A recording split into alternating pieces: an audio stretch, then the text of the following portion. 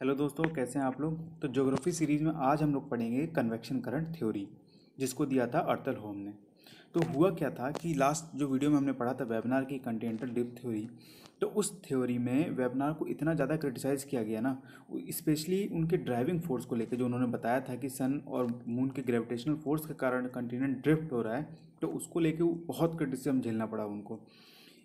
एक साइंटिस्ट थे Harold Joffrey, उन्होंने तो ये भी कह दिया था कि यार अगर ये बताओ कि इतना अगर सन का और मून का आपका ग्रेविटेशनल पुल पड़ रहा होता कि जिससे पूरा कंटिनेंट ड्रिफ्ट हो रहा है, तो इस केस में तो अर्थ को रोटेट करना ही बंद कर देना चाहिए था, वहीं पे स्टैंड स्टिल हो जाना चाहिए था अर्थ को।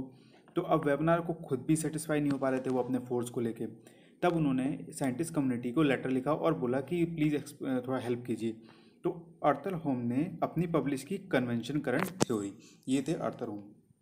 तो इस थ्योरी में उन्होंने ये बताया कि जो लिथोस्फीयर के नीचे जो है मेंटल के अंदर एक कन्वेंशन सेल बन रहा है।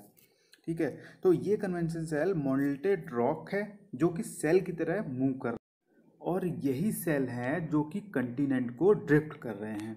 जगह जगह सेल बने हुए हैं और कंटिनेंट जहाँ जहाँ सेल के कंटिनेंट के नीचे जहाँ जहाँ सेल है वहाँ वहाँ कंटिनेंट ड्रिफ्ट हो रहा है। तो इस थ्योरी को डिटेल में देखते हैं।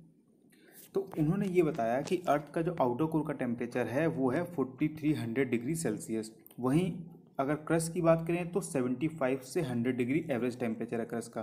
तो यहाँ पे क्या है, एक बहुत ही स्ट्रॉन्ग थर्मल ग्रेडियंट फोर्स लग रहा है आउटर कोर से क्रस्ट की तरफ।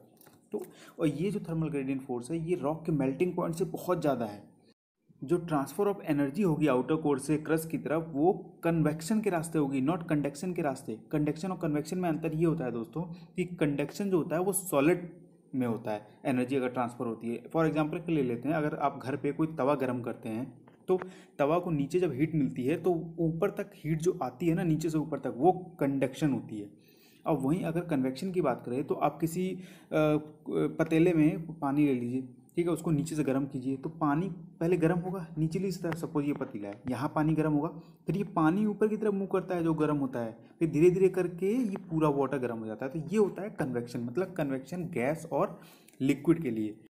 अब क्या होगा कि आउटर कोर मेंटल बाउंड्री से जो कन्वेक्टिव मास ऑफ एनर्जी है वो राइज होना शुरू करेगी, और जब वो राइज होगी तो अगल बगल जितने भी रॉक्स हैं ना, चूंकि मैंने बताया था कि इसका टेम्परेचर मेल्टिंग पॉइंट से बहुत ज़्यादा है रॉक से, तो रॉक को अगल बगल पूरा मेल्ट करते हुए मैग्मा के तौर पे ऊपर जाएगा।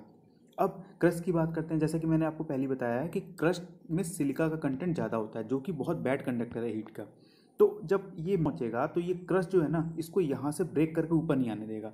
तो इस केस में जो ये मैग्मा जाएगा वो हॉरिजॉन्टली स्प्रेड होने लगेगा, और जब ये हॉरिजॉन्टल मूवमेंट करेगा तो मूवमेंट के दौरान जैसे मैग्मा यहाँ से राइज हुआ तो यहाँ से जैसे जैसे ऊपर जाएगा इसकी एनर्जी भी शेड करता जाएगा। सेम हॉरिजॉन्टल जब मूवमेंट करेगा तो भी इसकी एनर्जी शेड होती जाएगी, और फिर जाके एक पॉइंट ऐसा आएगा कि जब जैसे इस सेल का और इसके बगल वाले सेल का दोनों का जो हॉरिजॉन्टल मूवमेंट है वो एक दूसरे से आके टकराने लगेगा।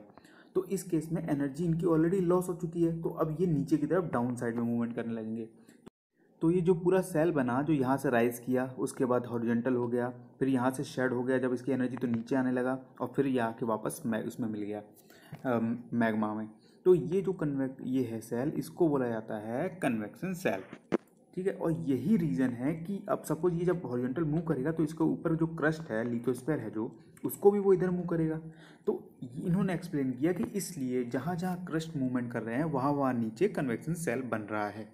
तो इसी थ्योरी के तहत इन्होंने ये भी बताया कि जो मेजर लैंडफॉर्म है, जैसे कि माउंटेन हो गया, जैसे कि आपका ओशन बेसिन हो गया, वो क्यों फॉर्म हो रहे हैं। जैसे इन्होंने अपनी थ्योरी में जब बताया था कि राइजिंग लिम ऑफ मैग्मा था, उस ऊपर जाने के बाद ये हॉरिजॉन्टली मूव करने लगा, तो इसके साथ ही ये जो लिथोस्फीयर की प्लेट है ये भी मूव करने लगेगी अलग अलग डायरेक्शन में। तो यहाँ पे एक फोर्स लगेगा, टेंशनल फोर्स। तो इस टेंशनल फोर्स जब लगेगा तो ये बीच में गैप क्रिएट होगा, यहाँ से मैग्मा निकलेगा, और जो जैसे ये प्लेट्स मूव कर गई तो यहाँ पे खाली हो जाएगा, तो फिर यहाँ के प्लेट का निर्माण इस मैग्मा से होगा, क्योंकि बाहर आते ही वो ठंडा होगा और वो सॉलिड फॉर्म में हो जाएगा, तो वो प्लेट का निर्माण करेगा। तो इन्होंने बताया कि यहाँ तो जैसे ये ओशंस प्लेट ऐसे बन रहे हैं, जैसे कि एग्जाम्पल के तौर पे आप देख सकते हैं मिड ओशनिक रिज, वो यहाँ पे यही प्रोसेस लग रही है, तो मिड ओशनिक रिज बन रहा है। तो माउंटेन्स के लिए उन्होंने ये बताया कि जहाँ पे दो हॉरिजॉन्टल लिथोस्फीयर प्लेट एक दूसरे के पास आ रही है, मतलब कंप्रेशनल फोर्स लग रहा है, वहाँ पे माउंटेन बिल्डिंग हो रही है। तो ये दो चीज़ उन्होंने अपनी थ्योरी में और बताया था। तो दोस्तों ये थी complete detail about convection current theory. I hope आपको पूरा समझ में आया हो, और अगर आपको कोई भी इशू होता है समझने में तो आप मुझे कमेंट बॉक्स में लेके पूछ सकते हैं। Thank you so much.